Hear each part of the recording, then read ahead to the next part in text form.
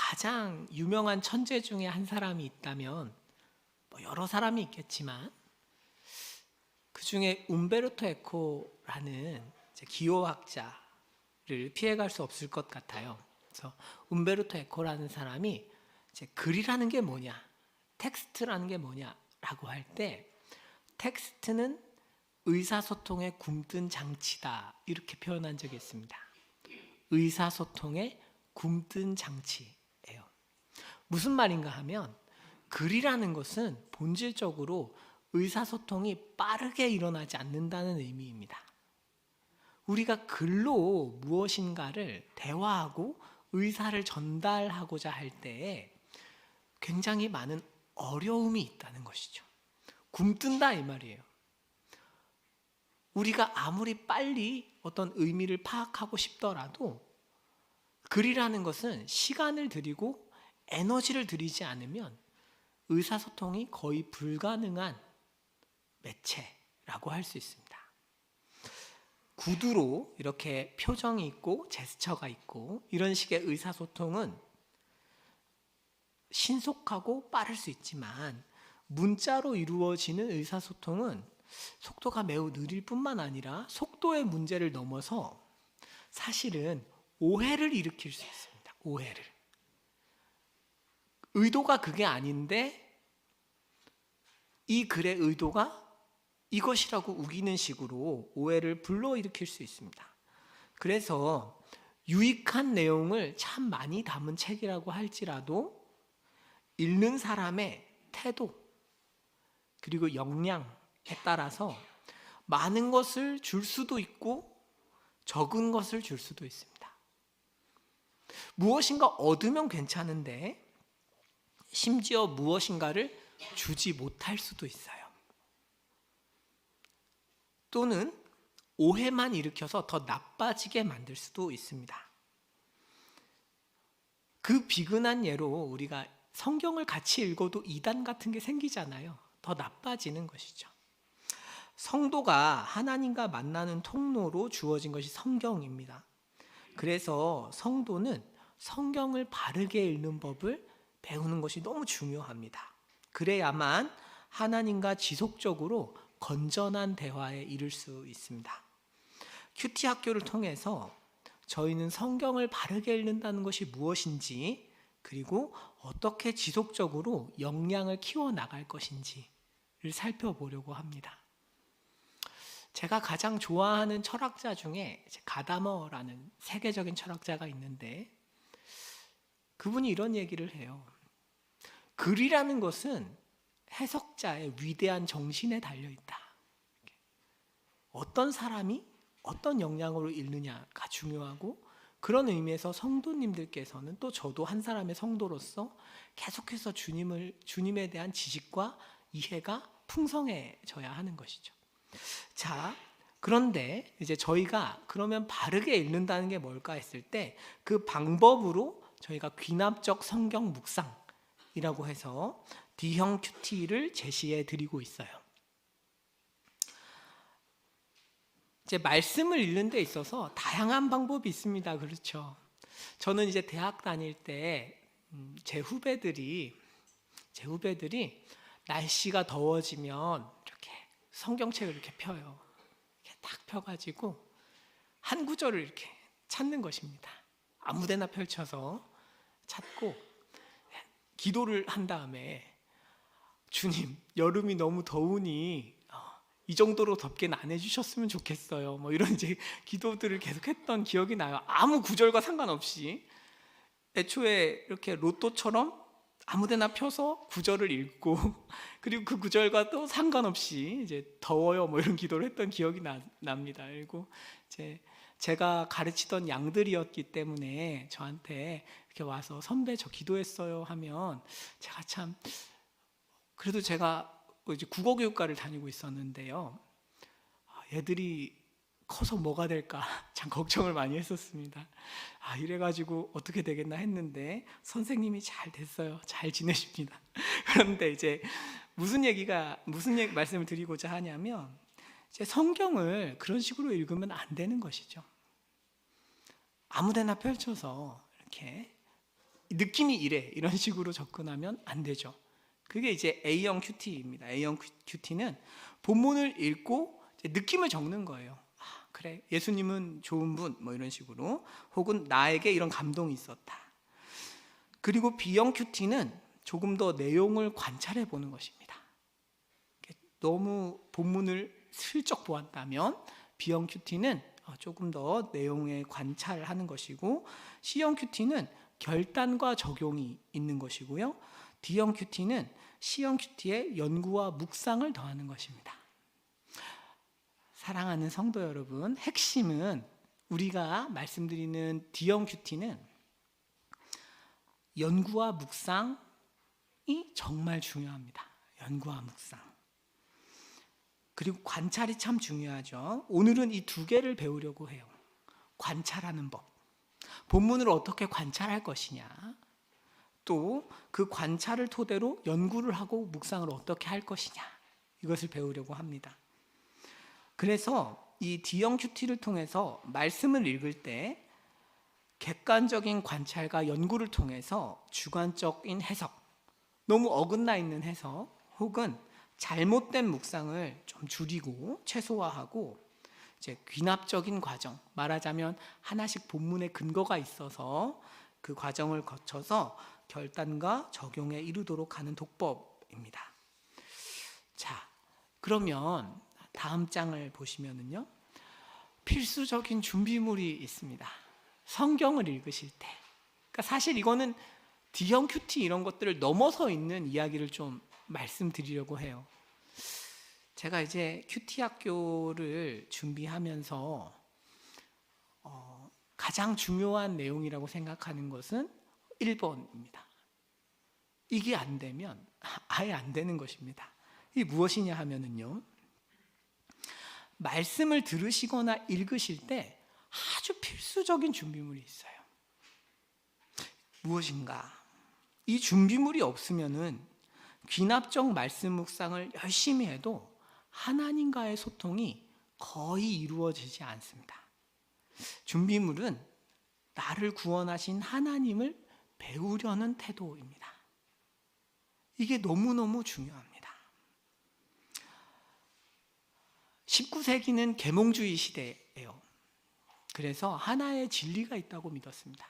객관적인 진리가 있다고 믿었고, 20세기로 넘어오니까 그게 아니었다는 게 밝혀졌어요.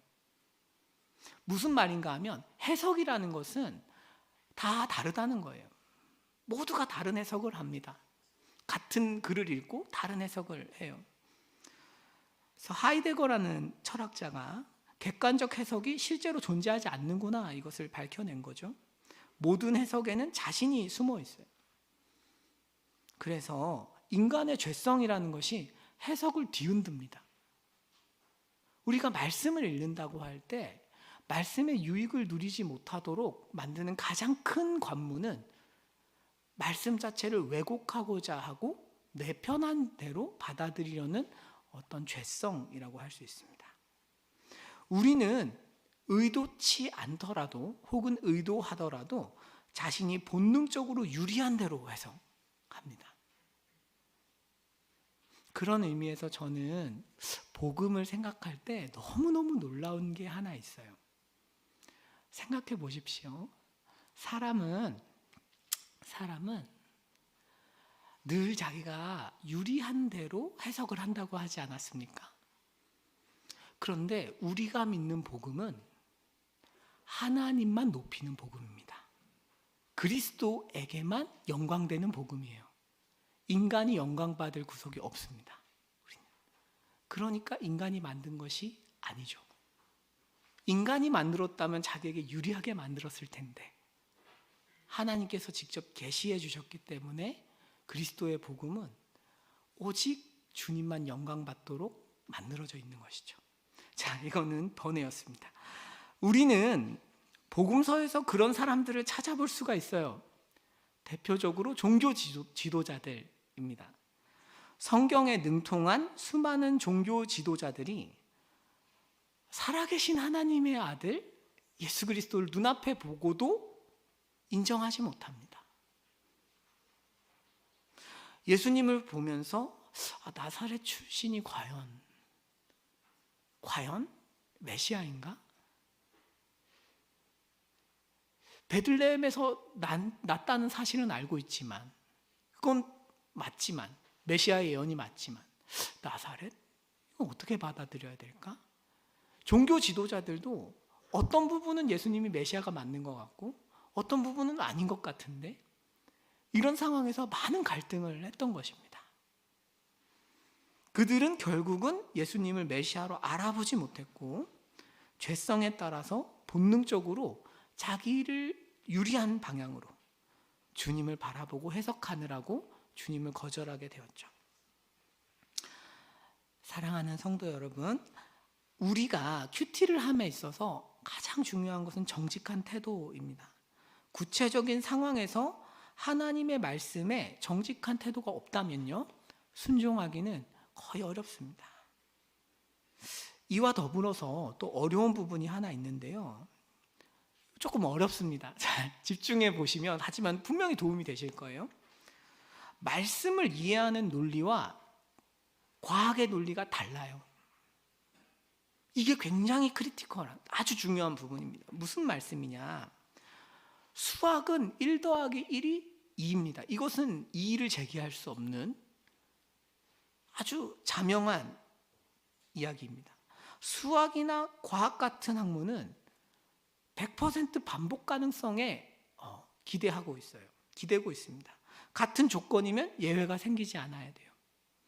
하지만 우리가 말씀을 읽고 적용하는 문제는 과학의 논리와는 다르다는 데에 있습니다. 유비추리를 하는 거거든요, 우리는. 자, 한번 예를 들어보면 다음과 같습니다. 11조와 관련한 본문을 읽는다고 가정해 보겠습니다. 한번 같이 읽어보실까요? 시작. 만군의 여호와가 이르노라, 너희의 온전한 11조를 창고에 들여 나의 집에 양식이 있게 하고 그것으로 나를 시험하여 내가 하늘 문을 열고 너희에게 복을 쌓을 곳이 없도록 붙지 아니하나 보라. 아멘. 이제 제가 이 설교를 전한다고 한번 이 본문을 가지고 가정을 해보시면은요, 제가 명제를 추출하는 거죠. 이렇게 11조 하십시오. 하나님이 넘치도록 복을 주실 거예요. 이렇게 아마 설교할 가능성이 높아요. 문제는 무엇인가 하면 말라기의 상황이라는 것이 지금 나의 상황과 100% 동일하지 않다는 것이죠. 말라기는 말라기고 나는 나잖아요, 그렇죠? 우리 삶은 다른 정황이잖아요. 전혀 문맥이 다르지 않습니까? 수천 년 전에 말라기 때 통했던 논리를 우리가 지금 명제를 뽑고 그것을 삶에 적용을 하는데, 이 과정에서 우리가 보통 학문에서 요구하는 정도의 100% 논리가 연결될 수가 없는 것이죠. 그래서 어떻게 되냐 하면 이렇게 할 수 있습니다. 어떤 분께서는 다음처럼 생각하실 수 있어요. 지금은 말라기가 아닌데 11조 한다고 복을 꼭 받을까? 내 주위에는 11조 하고도 복을 못 받는 사람이 많아. 우리 부모님은 평생 11조 하셨지만 하늘 문을 열고 복을 주신 하나님을 만난 적이 없어. 이 이야기는 그분에게는 참입니다. 맞죠? 틀린 얘기가 없어요. 그런 식으로 적용을 다 피해갈 수 있습니다. 이해가시죠? 실제로 하나님께서는 말씀을 통해 해당 성도님을 돈의 우상에서 해방하려고 말씀을 주셨는데, 성도님은 자신이 돈의 우상을 섬긴다는 사실을 외면하고 11조 한다고 꼭 복을 받는 건 아니야 라는 식으로 메시지를 다 피해갈 수 있는 것입니다.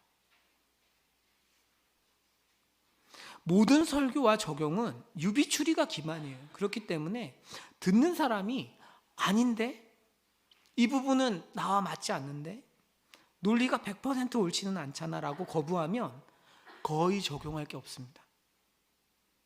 거의 삶이 변하지 않습니다. 예수님께서 나를 위해서 죽으시고 부활하셨다 정도, 그것을 넘어선 어떤 적용이라는 게 거의 가능하지 않습니다. 그래서 적지 않은 예수 믿는 사람들이 많은 설교를 듣고 묵상을 해도 변하지 않는 것입니다.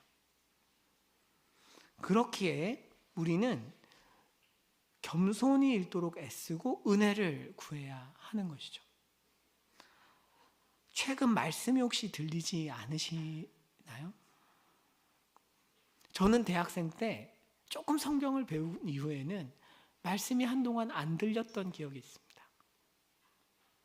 목사님 말씀 중에 저건 아니지 않나? 저 말씀은 저런 게 아닌 것 같은데 적용하지 않았습니다. 말씀을 읽어도 무미건조할 수 있습니다. 그렇게 되면 어떻게 되느냐? 조금 똑똑하고 잘나진다는 느낌이 있을 수 있지만 그리스도를 닮아가지 못합니다. 말씀을 구체적으로 삶에 적용하면서 혹시 분투한 지가 오래되셨다면 이 부분을 점검해 보실 필요가 있고, 이것이 큐티 학교에서 말씀을 보는 데 있어서 가장 중요한 원리입니다. 사실 나머지도 중요해요. 하지만 이 부분이 안 되면 아무 소용이 없는 것입니다. 자, 그러면 이제 우리 성도님들께서 다 준비되셨다고 생각을 하고요. 2번 보겠습니다. 귀납적 말씀 묵상 방법. 자, 이제 본격적으로 말씀 묵상에 도전을 해보면 좋겠어요.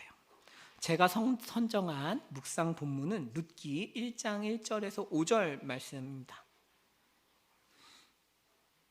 제가 한번 읽겠습니다. 사사들이 치리하던 때에 그 땅에 흉년이 드니라. 유다 베들레헴에 한 사람이 그의 아내와 두 아들을 데리고 모압 지방에 가서 거류하였는데 그 사람의 이름은 엘리멜렉이요 그의 아내의 이름은 나오미요 그의 두 아들의 이름은 말론과 기럐이니 유다 베들레헴 에브랏 사람들이더라. 그들이 모압 지방에 들어가서 거기 살더니 나오미의 남편 엘리멜렉이 죽고 나오미와 그의 두 아들이 남았으며 그들은 모압 여자 중에서 그들의 아내를 맞이하였는데 하나의 이름은 오르바요 하나의 이름은 룻이더라. 그들이 거기에 거주한 지 10년쯤에 말론과 기럐 두 사람이 다 죽고 그 여인은 두 아들과 남편의 뒤에 남았더라. 아멘. 자, 이렇게 본문이 있다고 가정을 했을 때 우리는 내용을 먼저 살펴봐야 합니다. 그렇죠? 내용은 두 가지로 크게 나누어서 살펴보실 수 있어요. 첫 번째는 본문 전체를 요약해 보는 것입니다. 한 3-4줄 정도로 본문 전체를 요약하는 거예요. 말하자면 우리가 묵상을 하더라도요, 그냥 일부 구절을 이렇게 깊이 파는 것도 중요하겠지만 전체 구절을 한번 요약해 보신다면 계속해서 그것이 쌓여서 성경을 이해하는 데 많은 도움을 줍니다. 너무 간단한 작업이지만 유익이 굉장히 커요. 그래서 저는 다음처럼 요약을 해보았습니다. 사사시대에 흉년이 들었다. 베들레헴 사람 엘리멜렉은 아내와 두 아들을 데리고 모압 지방으로 갔다. 그곳에서 엘리멜렉은 죽었고 나오미는 두 아들을 각각 오르바와 룻이라는 모압 여성들과 결혼시켰다. 시간이 흘러 두 아들도 죽었다. 나오미와 오르바 룻만 남았다. 사실 변한 게 없습니다. 하지만 자신만의 언어로 다시 한번 재진술, 다시 한번 기록해 보시면서 전체적인 성경 내용을 이해하는 데 굉장히 큰 도움을 줍니다. 꼭 해보시면 좋겠어요. 이게 기본입니다. 둘째로 개별적인 절들의 내용을 파악하기 위해서 가벼운 질문들을 던져보시면 좋겠습니다. 가벼운 질문입니다. 포인트는 우리 지금 관찰을 하고 있기 때문에 너무 어려운 질문을 하시면 안 돼요. 아직 그 단계가 아닙니다. 질문은 우리가 그래요. 우문현답 이렇게 이야기하잖아요. 어리석은 질문에 현명하게 답했다. 현실에서는 우문현답이라는 게 거의 존재하지 않습니다. 어리석은 질문은 어리석은 답을 하게 돼 있어요. 프레임 자체가. 그렇기 때문에 본문을 향해서 질문을 던지실 때 가장 기본적인 것부터 잘 하시면 훨씬 좋은 질문을 던질 수 있습니다. 그 기본적인 건데요. 한번 볼게요. 1절입니다. 1절을 저는 다음 5가지로 나누어서 질문을 던져보았어요. 언제인가? 사사들이 치리하던 때 무슨 일이 있었는가? 흉년이 들었다. 어디인가? 유다 베들레헴이다. 누구인가? 인물이 누구인가? 한 사람이 있고 아내와 2 아들이 있다. 어떤 행동을 했는가? 모압 지방에 가서 거류했다. 이렇게 천천히 한번 절을 분석해 보는 것입니다. 이걸 이제 보통은 육하 원칙을 따라서 기술해 본다 이렇게도 이야기하고요. 근데 저는 질문을 해보시라고 말씀드리고 싶어요. 질문을 해보는 것이죠. 자, 한번 2에서 5절을 가지고 연습을 해보시면 좋겠어요. 지금 한 3분 정도 드릴 테니까 이 시간에 한번 그 사람의 이름, 아내의 이름 이런 것들을 옆에 한번 적어보시면 좋을 것 같습니다. 네, 시작하겠습니다. 다요. 제가 따로 답을 막 알려드리지 않겠습니다. 아주 간단하니까요. 다만 이렇게 기본적인 내용을 파악하기 위해서 스스로 질문하고 답을 하시니까 어떠세요? 본문이 좀 더 구체적으로 분명히 다가오실 거예요. 탁월한 묵상은 성실한 관찰에서 시작합니다. 우리가 성경에 대한 선입견을 가지고 이럴 거야 라고 접근하는 경우가 참 많은데요. 한 절 한 절을 자세히 이렇게 살펴보면 훨씬 좋은 내용들을 확인할 수 있어요. 안타깝게도 많은 해석들이 성실한 내용 관찰이 아니라 자기 하고 싶은 대로 내용을 주장하는 경우가 많아서 교회와 성도들을 참 어렵게 하는 것 같아요. 그래서 무엇이든 참 기본기가 중요합니다. 그래서 꼼꼼하게 이렇게 본문을 보시는 연습을 하신다면 분명히 도움이 되실 거예요. 그 다음 2번입니다. 2번. 이제 내용 관찰 같은 경우는 그냥 본문 안에서 충분히 이해할 수 있는 것을 내용 관찰이다 이렇게 해요. 근데 연구라는 것은 본문만 읽어서는 해결할 수 없는 내용들을 연구해 보는 것을 의미합니다. 그러니까 연구와 묵상이라는 것은 그래요. 그래서 묵상은 앞서 관찰해서 던진 질문의 수준을 넘어서서 실제적으로 내가 정말 궁금해하는 것들을 질문해 보는 것이죠. 그래서 이 2가지가 이렇게 연결되어 있어요. 1절 한번 제가 읽겠습니다. 사사들이 치리하던 때에 그 땅에 흉년이 드니라. 유다 베들레헴의 한 사람이 그의 아내와 2 아들을 데리고 모압 지방에 가서 거류하였는데. 묵상을 위해서 이런 질문을 해볼 수 있을 것 같아요. 사사들이 치리하던 때 그 땅에 흉년이 드니라. 이런 것은 어떤 의미일까? 라고 질문을 던지는 것이죠.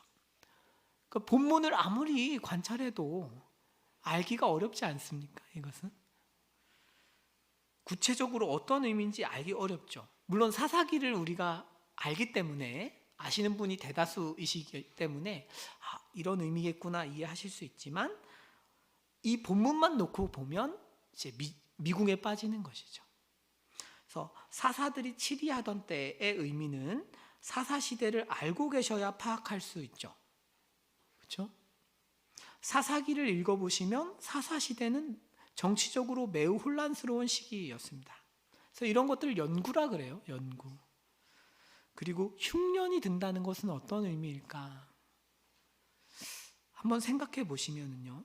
흉년이 오면 힘들겠지? 뭐 이런 것도 괜찮습니다. 이런 것도 좋지만 성경 안에서 흉년은 어떤 의미일까? 살펴보시면요. 창세기에서 요셉이 바로 앞에서 다음처럼 이야기할 때가 있습니다. 이와 같이 그 곡물을 이 땅에 저장하여 애굽 땅에 임할 7해 흉년에 대비하시면 땅이 이 흉년으로 말미암아 망하지 아니하리다 이렇게 이야기하고 있어요. 말하자면 흉년이라는 것은 성경에서 흉년은 7해만 지속되면 애굽 같은 초강대국도 멸망에 이르게 할 수 있을 정도로 위력적인 것이죠. 강력한 재앙이죠. 이 두 가지를 고려해서 다시 본문을 살펴보시면 베들레헴에 사는 한 사람이 정치적, 경제적인 엄청난 고통 앞에서 공동체를 떠나 모압으로 가고 있구나라는 것을 보다 입체적으로 이해하실 수 있습니다. 이것이 이제 연구와 묵상이죠. 제가 이 본문 이제 제 교재에는 넣어놓지 않았지만 다양한 질문들을 던져볼 수 있습니다. 제가 궁금했던 것 중 하나는 왜 처음부터 이름이 나오지 않을까? 이런 거였어요. 성경은 처음에 이름을 알려줄 수 있잖아요. 우리 엘리멜렉이라는 이름이 있는데 한 사람이라고 적혀 있습니다. 왜 그럴까? 물론 뭐 다양한 이유가 있겠지만 제 나름의 대답은 이 한 사람이기 때문에 한 사람은 모든 사람을 또 대표하는 느낌을 줍니다. 무슨 얘기냐면 우리 전체를 이야기로 끌어들이는 기능을 하죠. 이름이 없기 때문에 나도 그 사람이 될 수 있는 거죠. 그러니까 성경의 어떤 기법들인데요. 이런 질문들을 던지고 답을 해보는 과정을 통해서 훨씬 풍성하게 본문을 이해할 수 있습니다. 자, 2절에서 5절을 가지고 한번 연습해 보시면 좋겠는데요. 제가 2절에서 5절 같은 경우는 추가 자료가 없으면 성도님들께서 연습하시기가 어려우세요. 그래서 뒤에 교재는 26페이지에 제가 이렇게 추가 자료를 넣어 놓았어요. 그래서 이제 해설 같은 것인데요. 그래서 1절에서 5절은 풍성하게 이렇게 볼 수 있습니다 라고 제가 자료를 첨부해 놓았어요. 그래서 성도님들께서 2절, 5절을 한번 읽으시면서 이렇게 답을 해보시고 또 그러면서 질문도 스스로 한번 던지고 답을 해보시면 좋을 것 같아요. 이 부분은 한 10분 정도, 7분 정도 드리겠습니다. 네. 이게 질문도 뭐 나름 재밌고 뒤에 또 참고 자료 보시는 재미도 있으시죠? 또 이렇게 읽으시면서 그래 성경이 이런 뜻이었구나 이런 또 재미도 있으실 것 같은데요. 그래서 연구와 묵상이라는 것은 본문에 기반해서 이제 자유롭게 질문을 던지고 답을 찾아보는 것이죠. 다만 이럴 때 너무 바깥으로 어긋나지 않도록 좀 잡아주는 것이 전체적인 관찰이다. 우리가 이렇게 이야기할 수 있습니다. 그래서 이 과정에서는 책이 하나 정도 필요해요. 죄송한 말씀이지만 우리가 전통을 무시하고 나만의 해석을 한다는 게 가능하지 않습니다. 좋은 전통 아래에서 해석을 해나가야 하는데 그러려면 참고하는 좋은 자료들이 필요한 것이죠.